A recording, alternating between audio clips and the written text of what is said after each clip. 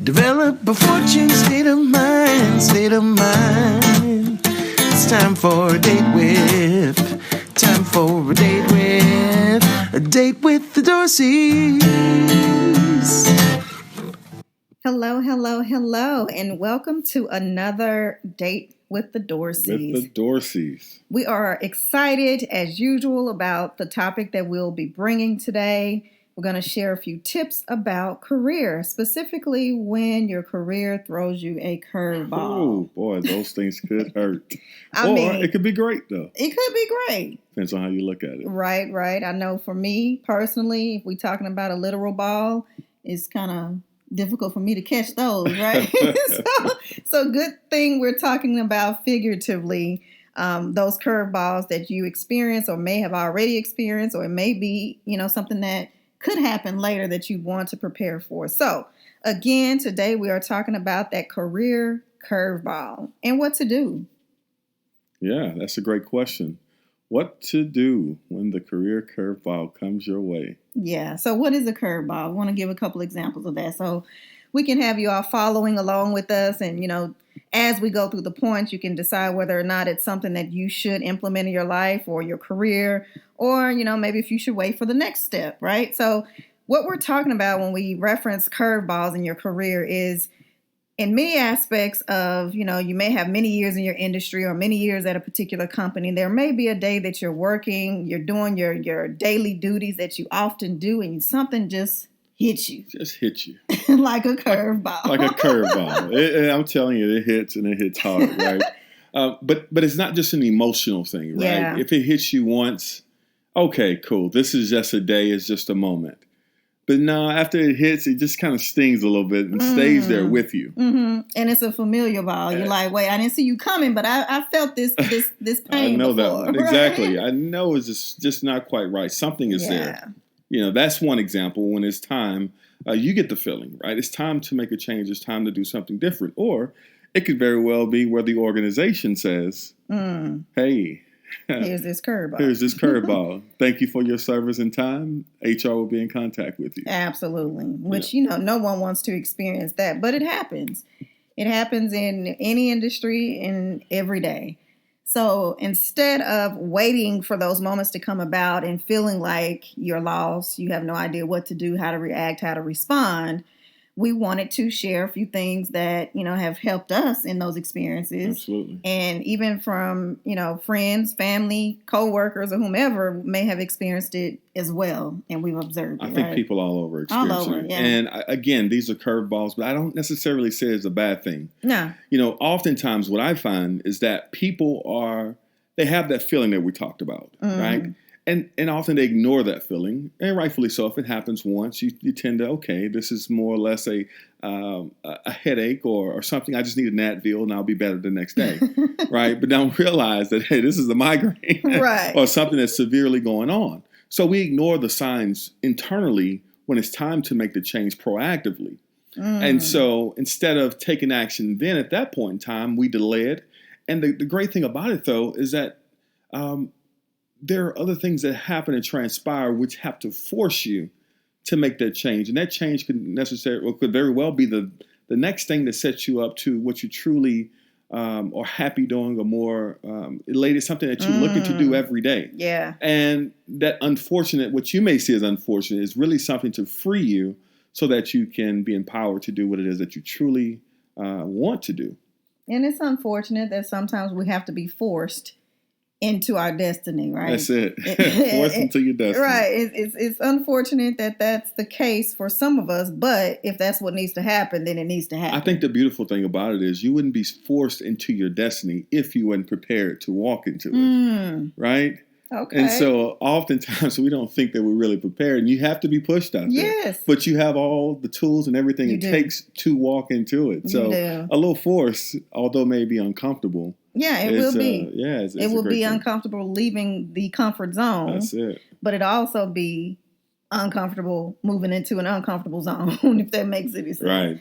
But we often call it our comfort zone, but it's really uncomfortable. Yeah, I was going to say, is it really comfortable? Because if you're unhappy, this curveball has been hitting you, many times, different days of the week, then you're really not And in you're a saying, comfort well, let me get zone. another Tylenol. Right. Let me Hal take gonna some. take me away. Take me away. Now, again, we are not talking about those instances where your manager has asked you to do something that is expected of you, and he or she may be, That's it. you may have taken it as a way of them aggravating you. They're always asking about Exactly. this and that. We're not saying that Let's at be all. clear. Let's We're be not talking clear. about you getting feedback that was Getting all in your unsolicited. feelings, as they say now. We're not saying that.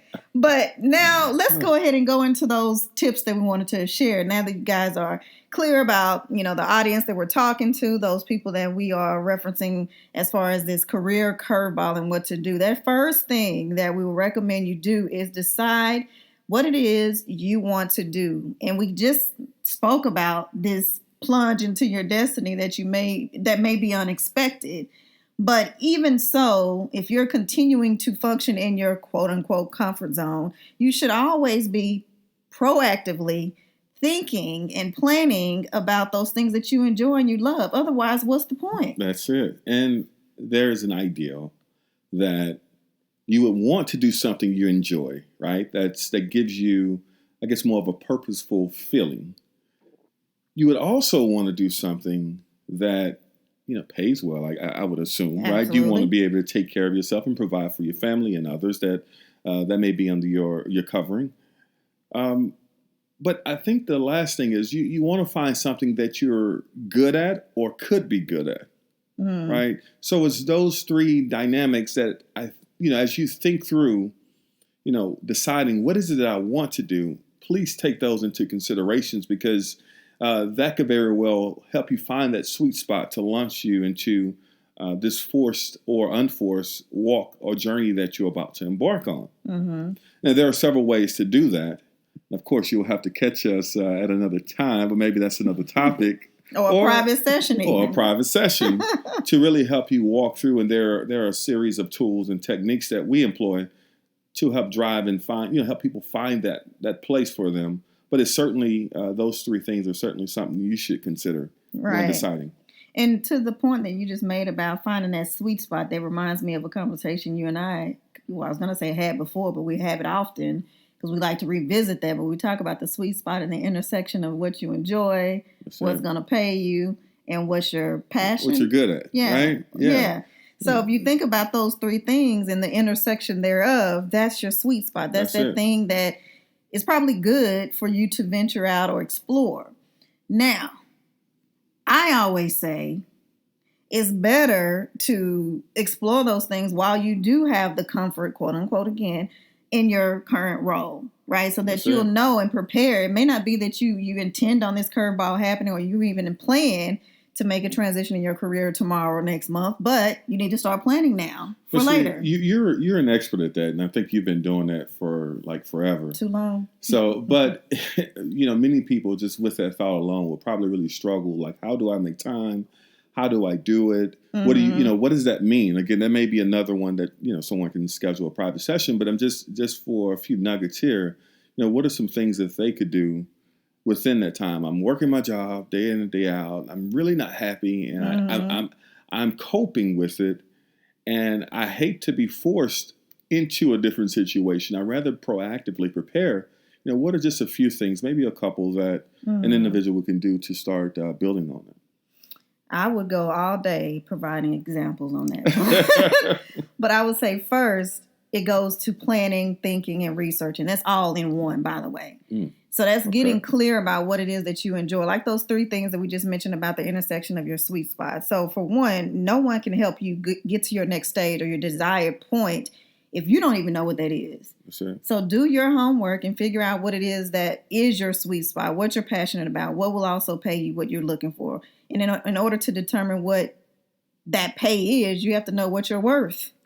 So, it's levels to these things. But how do I make time to do that? I was going to get to that. Okay. That was number 2. Okay. But I'm still on number 1, even though it was like 3 in number 1. 3 and 1. But yeah, we'll stop there on number 1. So in essence, plan, research, get clear about what it is that you want. Number 2, when it comes to planning, you have to set aside time. I mean, planning is planning, but planning means getting it done, which means that you have to set aside time to even create your plan. And people may say, well, I don't even have time to set aside time to plan. Okay, well then we got a big problem We here. have a big problem. I mean, even if that means 5 minutes a day, I know everyone gets a break, everyone gets a lunch. Even if that means, because I don't have time when I get home to my husband and my children, I need to make 5, 10 minutes, 20 minutes of my lunch to dedicate to me saying, okay, this is how I'm going to lay out my plan for my career. I think those two right there is just at least is enough for anyone to get started. Yeah. And finding that space from wherever they are so that they can begin to plan for that proactive move that they're looking to embark upon. Absolutely. Right? So remember, we were talking about deciding what it is that you truly want, right? That was the first tidbit we wanted to share on the career curveball. The second thing that we want to go into is connecting with people in your respective industry. So once you decide you want to connect with, find the people that's doing it. Yes, which a lot of people neglect. I mean, it's so, what's the word? It's so apparent that you need to build those relationships. But oftentimes people neglect That's the hardest thing, but it's one of the hardest things to do. Yes, like I have to now approach people Mm-hmm. or people that I don't know, people that, I mean, just complete strangers, right? Yep. So how do I come to them truly Mm-hmm. and say, hey, I see what you're doing. I like what you're doing. Could you, do you mind help telling me more about what you do or help maybe teaching me something or to anything in that degree? That's probably one of the most challenging things for people, especially for some that typically stay to themselves. I wouldn't call them necessarily an introvert, but just ones who I go to work and I go home. Yeah, more reserved from a career standpoint. Yeah. So, with that, I would say that if you've been with your organization at least a year, you should have built some type of relationship with someone, whether it be because you often have to meet about project statuses, you run into each other in the break room, whatever it is, you should have had some type of engagement with other people, and therefore you can start to build from that. And then inquire, to your point, about what it is that they do, especially if you already know what department they work in, and it could be something tied to your number one, that thing that you decided that you enjoy doing, right? Exactly. So then, set aside some time, work with that person to see if they would be willing to do a 20-minute info session. Right. Doesn't have to be a formal interview. Right. I think it's good just to explore where you are in your current organization. And you'll be surprised some of the things that you'll find with some of your colleagues and what they do and how they do it. And what's probably even more surprising is how much they're open to share information with you to train you or teach you or give you guidance on how to get to where they are. But let's go beyond the organization, right? Yeah. We have this valuable tool in this age where communication and networking is vastly much more beyond where it was before. And that's LinkedIn is a great tool. And, maybe Facebook, but I largely say LinkedIn from a career standpoint and largely maybe Facebook from your own personal business. And if you're an entrepreneur or something to that effect, but it's a great opportunity to connect with complete strangers. And there are ways to do that by looking up companies, industries, and things of that nature that will enable you to connect with people and maybe drop them a line to introduce yourself and tell them your interests and things of that nature. And there are ways to do that. Again, there are certainly techniques to all of these things that we're mentioning. But again, these are just some ideas and some thoughts to get you going. And hence the name LinkedIn. To your point, once you make a connection with one industry or one person, it links to other people and shows you opportunity to connect with other people who have similar interests or companies who have departments, or maybe that's their full scope, whatever it is that you're interested in. So it's all about starting, right, and doing your research. And one thing before we leave this point, I just want to keep in mind that oftentimes when we're looking to develop those relationships to learn from people, if it's not a paid coaching or anything of that nature, always ask, what can I do for you?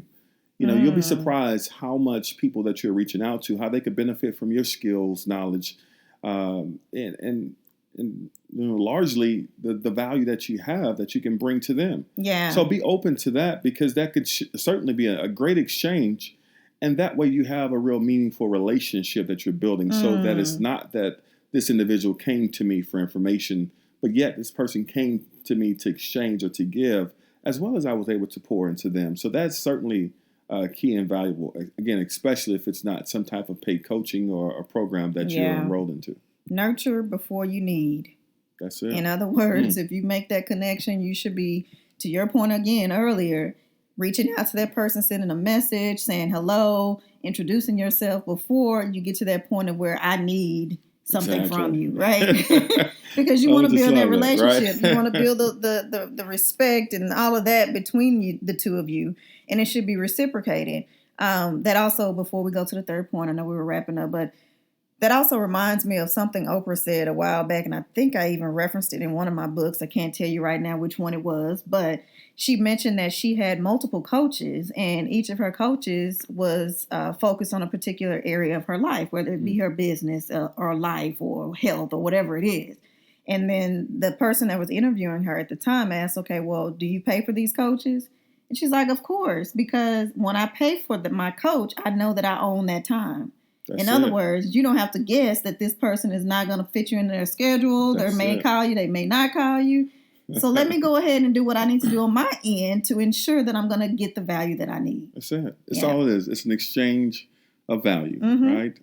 And when you're connecting, you're just letting it flow, letting the energy, the currency, whether if it's monetary or if it's just through service or great deeds or whatever it may be, let it flow. And again, I can guarantee you that most people on both ends will certainly benefit and appreciate that exchange and that relationship altogether. Absolutely. Okay, let's go into number 3. Number 3 is be open to taking a step back in order to excel forward. Now, I got another real quick little something to throw out there on this one. Okay, let's get it. But when thinking about this third point, I also think about the bow and arrow. Like the farther you pull back that bow, the farther it will propel when you let it go. The bow will propel when you let it go.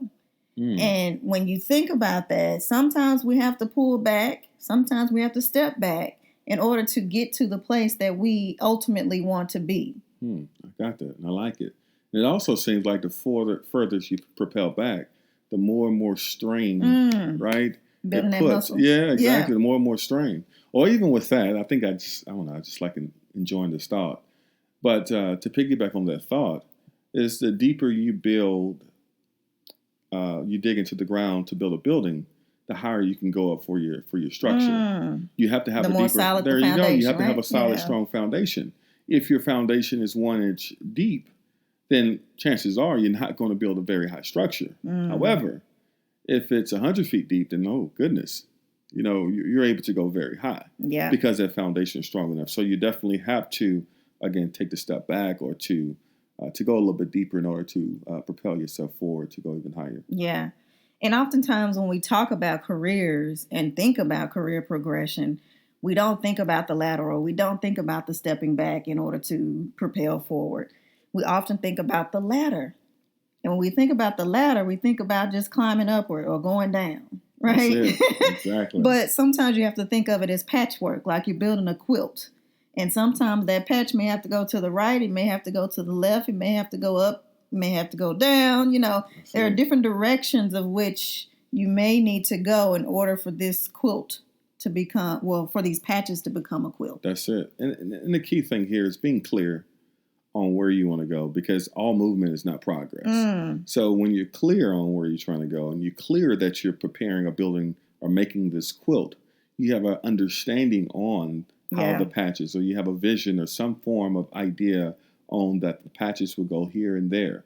Now, at which point in time, at which direction, which angle, however that may play itself out in time, but you have a clear understanding that you're preparing this quilt. And it's going to take patches to get the job done. Yeah, that's a good one, because you don't want to just take a step back just because it's there, the opportunity is there. If it doesn't lead you to, or ultimately won't lead you to your number 1 that we talked about, which again is deciding what it is that you want to do, which is why that's number 1. You got to figure out what it is that you desire to, what you're aspiring to be or to do, so that these other steps will help you get there. That's it. Right? So again, we were talking about career curveballs, and what we've offered you today are 3 things that you should consider when when hit with a curveball. When hit with a curveball. And that is to decide what it is that you want to do. Be very clear about that.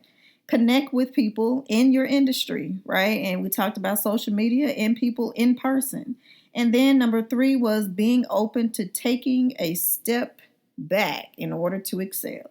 Excel forward. Excel forward. Because we're going somewhere. Right. We're not just moving.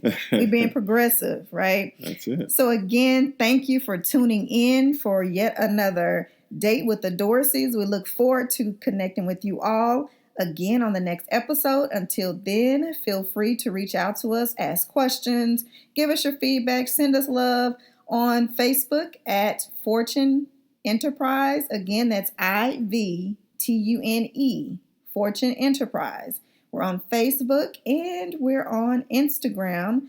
Actually, on Instagram as Dim Darn Dorseys. So you can find us either way. And then thirdly, you can email us at support@fortuneenterprise.com. Again, IVTUNE enterprise.com. So it has been a great pleasure. It has been. And you've been with Mr. Dorsey and the closeout queen, Dr. Because I said bye a couple times. Yeah, you're the queen. I just hate to let y'all go.